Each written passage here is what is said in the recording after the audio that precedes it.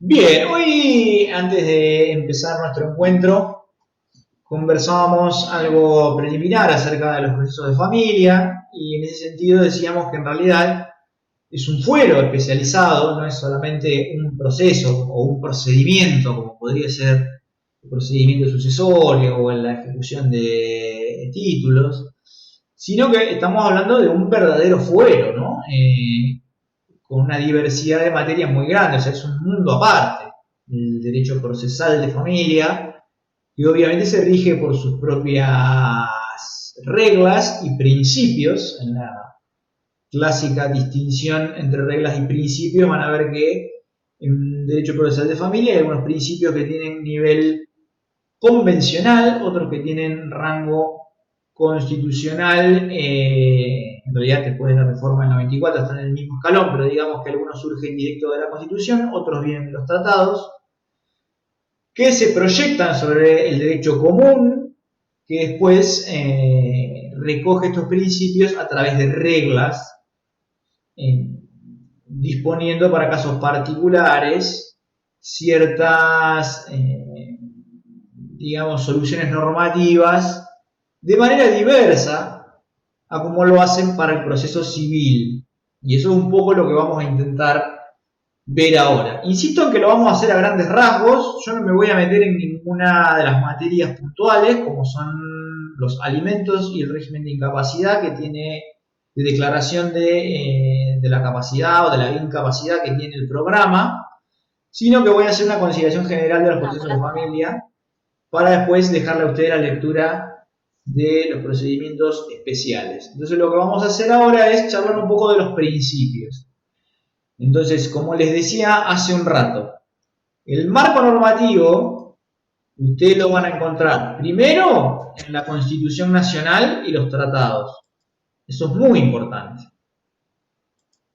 Constitución Nacional y tratados. Me refiero, obviamente, a todos los que ustedes ya se estarán imaginando, ¿no? La Convención sobre el Derecho del Niño, la Convención contra la sobre protección contra todas las formas de violencia hacia la mujer y todas las demás que podamos incluir en esta materia.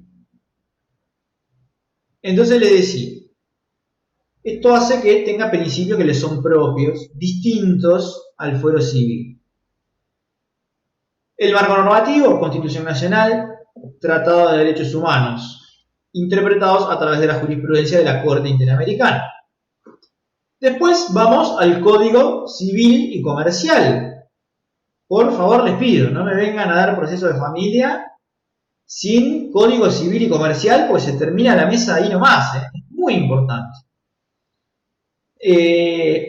¿Por qué les digo esto? Porque trae un capítulo específico sobre el proceso de familia. Estamos hablando del artículo 705 y siguientes del Código Civil y Comercial. Por favor, les pido, no me vengan sin Código Civil. 705 y siguientes. Luego tenemos normas procesales en cada uno de los institutos que va regulando el Código Civil y Comercial. O sea que no es solamente ver la parte en que habla de procesos de familia. No vayan solamente al 705 y siguientes. ¿Por qué? Porque después en cada una de las instituciones del derecho de familia van a encontrar normas procesales. Van a encontrar normas procesales en alimentos, en régimen de comunicación, en declaración de la capacidad, en restricciones a la capacidad, lo que tiene que ver con el divorcio. O sea, van a encontrar en todos los institutos de derecho de fondo de familia, van a encontrar normas de tipo procesal. Ya dijimos, no nos vamos a meter en la disputa doctrinaria de si el gobierno nacional, a través de su poder legislativo, puede hacer esto o no. De hecho, lo hace. Algunos piensan que esto es correcto, otros que no. En lo personal creo que está bien que la legislación común asegure cierto estándar, cierto escalón mínimo de tipo procesal en consonancia con la Constitución y los tratados que tienen normas de derecho procesal, claramente. O sea que son un mínimo a partir del cual todas las legislaciones provinciales pueden empezar a construir sus procesos. O sea, no es que las provincias tienen vedado legislar. El derecho común asegura reglas mínimas procesales para tutelar el acceso a la justicia continua y efectiva y garantizar la efectividad de los derechos. O sea, son como mínimo y no, digamos, como una imposición o plan de máxima sobre el cual las provincias no pueden cambiar nada. Entonces vamos a ver cuáles son esos principios. El primer principio es el fuero especializado. Esto también lo van a encontrar en el Código Civil. Ya desde hace muchos años en la provincia de Buenos Aires hay un fuero de familia. Antes las materias de familia las trataba el civil, tramitaba en sede civil. Con el tiempo, bueno, se advirtió que no tenían nada que ver las pretensiones del derecho civil con las de familia. Entonces, se ha separado esta competencia material de los juzgados civiles y se fundaron en aquel momento los tribunales de familia. Hoy son juzgados unipersonales. En lo que hace a la competencia por materia, el Código Civil no hace una enunciación taxativa, sin embargo es fácil identificar cuáles son, ¿no? Me refiero al divorcio, alimentos, régimen de comunicación, régimen de parentalidad, determinación de los vínculos de filiación, el emplazamiento de Estado, los juicios que tienen que ver con restricciones a la capacidad de las personas, la liquidación de la sociedad conyugal, violencia familiar, todo lo que tiene que ver con los derechos de los niños, niñas y adolescentes tramita en sede de familia. Hay ahí una zona gris donde se discute, por ejemplo, si los daños provocados a menores o incapaces son de familia, o si los daños provocados en el marco de otras materias contempladas por familia son civiles o son de familia, como por ejemplo daños provocados por violencia familiar, daños morales provocados por la falta de reconocimiento paterno. En provincia de Buenos Aires, la Suprema Corte ha dicho que son civiles, pero la discusión no está cerrada. Eso podría llegar a cambiar y me parece lo más razonable, ¿no? Me parece lo más razonable. Pero bueno, hoy la Corte ha dicho, o tiene dicho hasta hoy, que los daños derivados de relaciones de familia, así como los daños provocados a niños, niñas y adolescentes, son competencia de los juzgados civiles. En lo que hace a la competencia por territorio, introduce algunas modificaciones, siendo la más destacable el criterio del centro de vida del menor. Tradicionalmente y según las reglas de competencia civil, van a ver que el juez competente, si hablamos de obligaciones, es el lugar del cumplimiento de la obligación. Lo que haría que los alimentos tramiten donde debe cumplirse la obligación alimentaria. Ahora, esto choca un poco con otro principio que vamos a ver seguidamente, que es el carácter protectorio del fuero. Entonces, para garantizar el derecho a la tutela continua y efectiva de niños, niñas y adolescentes y los incapaces, se tiende a que la competencia territorial sea el centro de vida del menor, esto es donde vive y desarrolla sus actividades habituales, o bien donde habita la persona que es sometida a un proceso para determinar algún tipo de incapacidad. Así que hay también una alteración a la competencia territorial. Les decía que el fuero tiene naturaleza protectoria, y esto es ciertamente así, es uno de los famosos casos de justicia de acompañamiento, o justicia protectoria.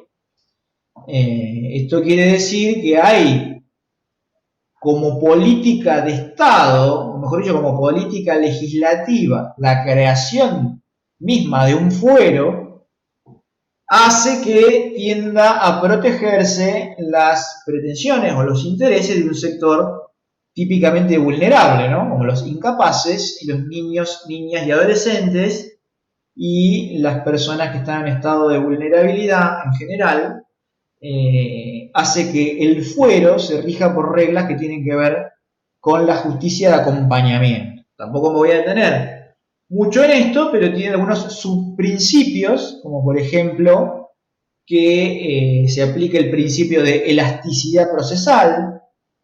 La elasticidad procesal tiene que ver con que el juez puede modelar dentro de ciertos límites el proceso para procurar una eficaz tutela de esos sujetos vulnerables, sin distorsionar por completo el principio de legalidad, que lamentablemente esto es lo que muchas veces se ve en varios juzgados de familia, ¿no? Donde el juez o jueza directamente tiene un código aparte para su órgano y hay un grave desconocimiento de la norma procesal.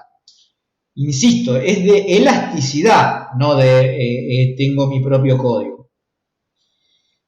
Otro subprincipio que podemos destacar en lo que hace a la justicia de tipo protectoria es que hay cierta amplitud para el dictado de medidas de tipo precautorio, ya sea cautelares o de tutela anticipada. Por ejemplo, los alimentos provisorios son una tutela anticipada, no es una medida cautelar. Cautelar sería un embargo que tiende a perseguir el cobro de alimentos devengados. Los alimentos provisorios son una tutela anticipada, porque lo que vos pedís como pretensión de fondo te lo están dando antes, al principio del proceso. Por dar un ejemplo, ¿no? Tiene un criterio amplio en la concesión de medidas cautelares. Otro subprincipio que tienen los procesos de tipo protectorio es el principio de oficiosidad. Van a encontrar en el Código Civil y Comercial que el juez tiene la carga de impulsar el proceso, salvo que estemos hablando de cuestiones estrictamente patrimoniales, ¿no? Se imaginarán que la liquidación de la sociedad conyugal, por más que tramita en familia, es estrictamente patrimonial, no lo va a impulsar el juez. Pero digamos que en estos procesos donde está en juego el interés público, hay una obligación del juez de tener un impulso oficioso. Bien, hasta ahí con lo que tiene que ver con el órgano. Después hay otro principio rector del proceso de familia, que es el principio de autocomposición. Por la índole de los conflictos, que es personal, siempre lo más deseable y lo que tiende a buscarse es que las partes autocompongan sus diferencias a través de algún método de resolución de conflictos, como puede ser la mediación o la conciliación. En otras provincias existe lo que se llama mediación familiar. Aquí, en la provincia de Buenos Aires, y ya me meto de lleno en nuestro proceso, van a encontrar que el proceso de familia tiene dos etapas.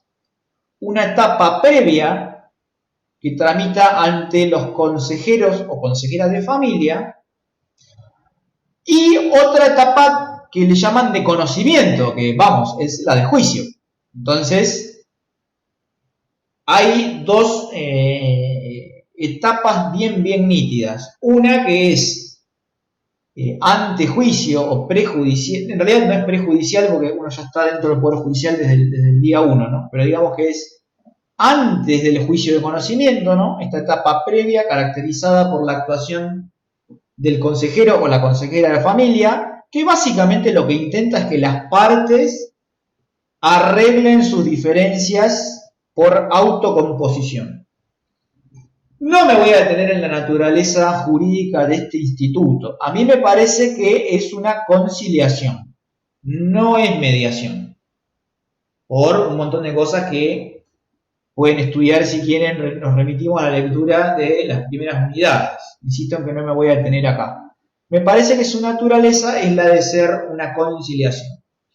Pero lo que pretende esta etapa es que las partes autocompongan sus diferencias sin llegar a juicio.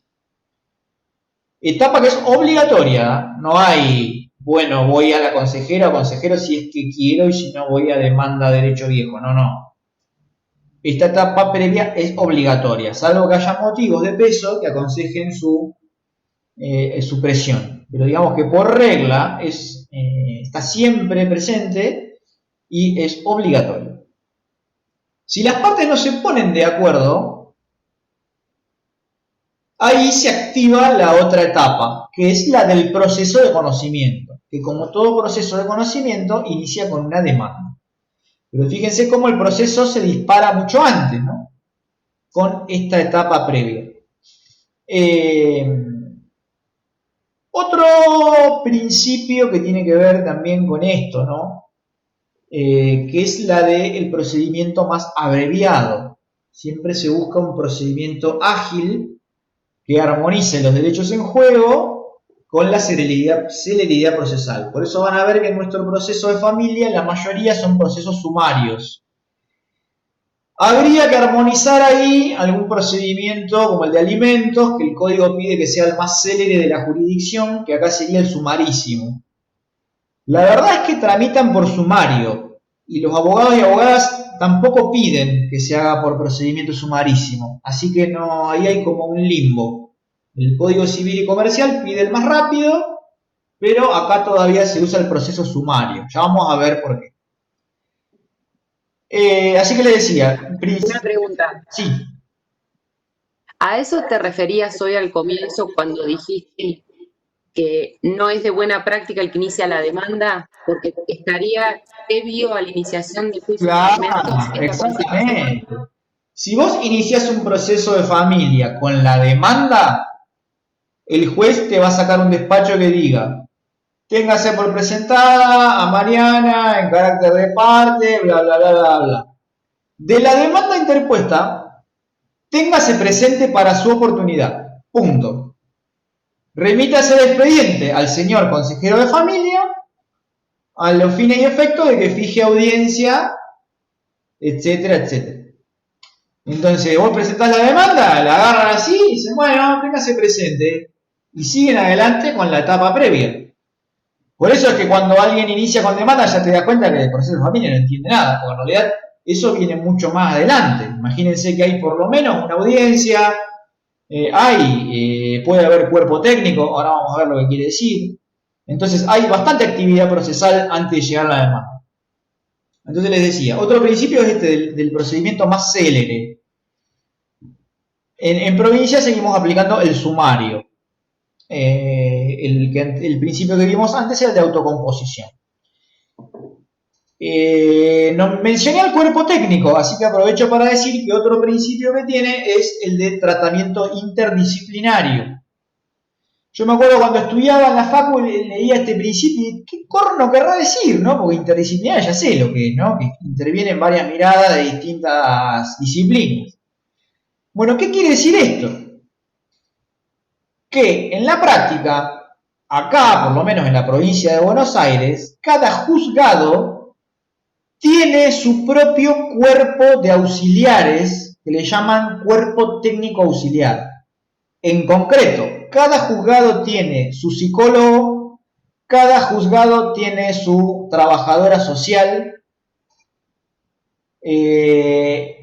lo que le permite no solo al juez, sino también al consejero o consejera de familia, contar con dictámenes técnicos de manera previa a tomar cualquier decisión. Rebobino y repito. ¿Qué quiere decir esto, el tratamiento interdisciplinario? Lógicamente que quiere decir visiones distintas de diferentes disciplinas. Pero no se imaginen a un juez sentado tomando el té con el psicólogo y el trabajador social preguntándole, che, ¿vos qué pensás de fulanita o de fulano? ¿Es un violento o en realidad acá hay denuncias cruzadas? No es así. Lo que sí hay es dictámenes respecto de situaciones puntuales donde el juez los va a utilizar como herramienta para decidir determinadas cuestiones. Por ejemplo, y no solo el juez, el consejero o consejera de familia también, se debate en etapa previa el régimen de comunicación paterno-filial y puede ser que la consejera o consejero de familia disponga que se haga una visita al psicólogo del juzgado por parte de los involucrados en el proceso. Y que con ese dictamen en la mano, después se fije nueva audiencia y ahí se tome la decisión o de dar por finalizada la etapa previa o bien de seguir discutiendo la cuestión sobre la base de los informes que ya tiene el consejero de familia en la mano. En la etapa de conocimiento lo mismo. El juez no va a decir, imagínense que le piden un régimen de visitas cautelar. El juez no puede tomar la decisión sin saber nada del conflicto. Entonces probablemente le mande a la trabajadora social o trabajador social del juzgado para ver cómo es la condición socioambiental de la familia. O pida que vayan a la psicóloga del juzgado a tener un encuentro para que este profesional dictamine acerca de cómo ve las relaciones intrafamiliares. Eso es el tratamiento interdisciplinar. Después, otro principio que también deriva del Código Civil y Comercial. La inmediación con las partes. Esta lógica del proceso civil, ¿no? Del proceso escrito, donde el juez no ve nunca las partes, no va. No es una manera de tratar un conflicto familiar. El juez tiene que estar en inmediación con las partes. Por eso es que el proceso de familia es oral. Entonces tenemos inmediación y oralidad. ¿Cómo se instrumenta la oralidad en materia de familia? Nuestro Código Procesal de Familia tiene etapas bien claras en el desenvolvimiento del procedimiento. Inicia con la demanda y la contestación, lo que produce la traba de la litis. En esto no hay mayores diferencias. Pero luego hay una audiencia preliminar muy parecida a la que conversamos cuando hablamos de la organización de la justicia civil. En realidad siempre dicen que la oralidad no es un invento, digamos, moderno. Si ustedes quieren saber cómo es una audiencia preliminar civil, pueden fijarse cómo es una audiencia preliminar del proceso de familia. Es lo mismo. Y la segunda audiencia que hay es la audiencia de vista de causa. Entonces, estas ideas de oralización de la justicia civil en realidad no son novedosas. Si ustedes quieren saber de qué se trata, tienen que mirar el código en la parte que habla de familia. Van a encontrar la audiencia preliminar en el 842 y 843. A grandes rasgos pasa por fijar cuáles son los hechos controvertidos y depurar la prueba. En miras a la audiencia de vista de causa, que es el juicio propiamente dicho. Fíjense cómo todo esto es igual a lo que vimos del proyecto de oralización de la justicia civil. Las pericias se hacen en el tiempo intermedio entre la audiencia preliminar y la audiencia de vista de causa. Y la audiencia de vista de causa la van a encontrar en el 849. Que también es igual a lo que vimos, obviamente con la modulación del proceso de familia, ¿no? Digamos que sus objetivos son los mismos que los que vimos al estudiar la oralidad civil. ¿Qué busca esta audiencia de vista de causa? Ante todo, ver si las partes llegan a un acuerdo. Siempre lo primero es intentar conciliar. Si no arriban a un acuerdo las partes, se toma primero la prueba confesional, después la testimonial y finalmente, si es que alguien lo pide, algún perito puede dar explicaciones ahí nomás en plena audiencia. Lo normal es que lo hagan por escrito, pero digamos que si alguien lo pidiera, podría suceder. Obviamente de esta audiencia se levanta un acta y después pasan los autos para resolver. No me voy a meter en el hilado fino porque insisto en que el encuentro de hoy pretende ser algo estructural.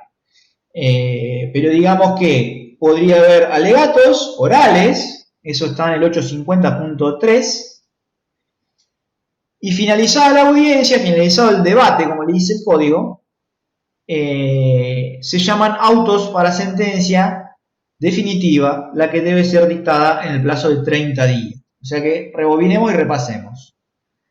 Tenemos una etapa previa ante el consejero o la consejera de familia. No hubo acuerdo porque no se pudo arribar, o bien el consejero o la consejera y en conjunto con el juez creyeron oportuno suprimir la etapa previa. Tenemos el proceso de conocimiento, caracterizado por la demanda, contestación, una audiencia preliminar que intenta que las partes concilien, que de no haber conciliación fija los hechos controvertidos y provee la prueba, allanando, digamos, el camino hacia la audiencia de vista de causa. Tenemos una etapa intermedia donde se produce toda la prueba que no es oral, me refiero al diligenciamiento de oficios de informes y producción de prueba pericial. Y luego tenemos el juicio propiamente dicho, que es la audiencia de vista de la causa, donde una vez más se intenta conciliar a las partes y de no arribar a un acuerdo, tenemos confesional, testimonial y eventualmente, si es que alguien lo pide, las explicaciones de peritos. Finalmente, las partes pueden alegar oralmente. Concluido el acto, tenemos el pase de autos para sentencia definitiva, la que debe ser dictada dentro de los 30 días. Después, obviamente, tenemos la etapa recursiva, ¿no? Ahí lo que dice el Código Civil es que debiera haber una sala especializada. En provincia esto todavía no se aplicó. La Cámara de los conflictos de familia es la Cámara Civil y Comercial Departamental. Hasta aquí se entendió más o menos la estructura del proceso, ¿no? Repito, etapa previa, etapa de conocimiento, caracterizada por la traba de la litis, una audiencia preliminar, una audiencia de vista de causa, sentencia. Los recursos. Debiera haber una sala especializada, no la hay. Algunos recursos tienen efecto suspensivo, otros no me voy a meter muy fino ahí, pero sépanlo que no es exactamente igual que con el civil.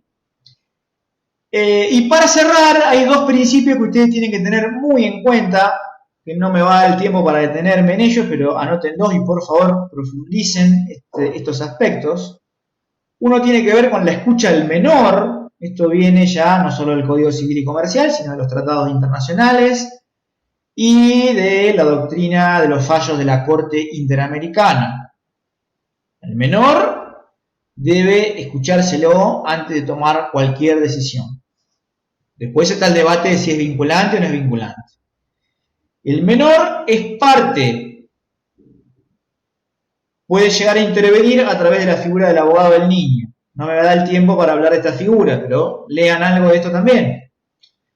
Interviene el Ministerio Público también, el asesor de menores, ejerciendo la representación promiscua, por eso que no es lo mismo que el abogado del niño.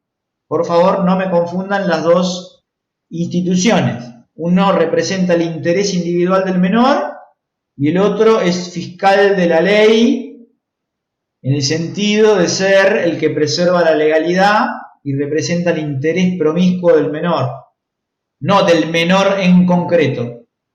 Es el que representa el interés superior del niño en general. Y el otro, el abogado del niño me refiero, es el abogado que intenta patrocinar un interés individual del menor cuando sea inconciliable su representación a través de los padres o tutores, ¿no? Está claro que lo lógico es que en juicio al menor se lo representa a través de los carriles normales, que son sus padres o los tutores. Pero si hay intereses en pugna entre el padre y el hijo, o la madre y el hijo, o los padres y el hijo, o la hija, ahí interviene el abogado del niño, que es una elaboración moderna del viejo curador ad litem. Pero bueno, eso se lo dejo para que lo lean ustedes. Y lo otro que es muy importante, y con esto cierro, es el régimen de la prueba. Esto está en el Código Civil y Comercial. que introduce la distribución dinámica de las cargas probatorias. No se aplica la misma regla que en civil. En familia debe probar aquel que está en mejores condiciones de hacerlo. Bien, chicos y chicas, hasta aquí lo más trascendente en materia de principios del proceso de familia. Después ustedes mírenlo con mayor detenimiento, les he dejado 3 artículos donde lo van a encontrar muy bien trabajado, por favor mucho código, y les dejo para ustedes que lean el proceso de alimentos, también sin descuidar el Código Civil y Comercial, y el proceso de determinación de la capacidad, también sin dejar de mirar el Código Civil y Comercial, por favor les pido. ¿Quieren hacer alguna consulta más? ¿Alguna pregunta? Bueno, entonces ya cerramos. ¿El próximo viernes hay clases? El próximo viernes vamos a charlar algo de desalojo, tenemos el programa, y vamos a ver algo de usucapión. Esos serían los 2 que vamos a ver el viernes que viene. Chicos y chicas, los dejo, así me preparo para el vivo que vamos a hacer de diligencias preliminares y las invito a que participen. Igualmente queda grabado todo lo que hagamos hoy, así que después una consulta. Sí, Sofía. Otra más, ya no te dejo libre. Sí. Con respecto a la evaluación que iban a hacer pre-final, ¿cuándo va a ser eso? Y tenemos que reprogramarlo, no sé, ahora me agarran medio, no sé, pero la pre-evaluación va a ser una semana antes y el simulacro va a ser una semana antes de la pre-evaluación. Pero bueno, reprogramamos también esto. El programa para el final es el que está cargado en... Sí. Bien. Chicos y chicas, les mando un beso grande, espero anden muy bien. Gracias. Y nos vemos el viernes que viene en la misma franja horaria. Abrazo. Adiós. Adiós.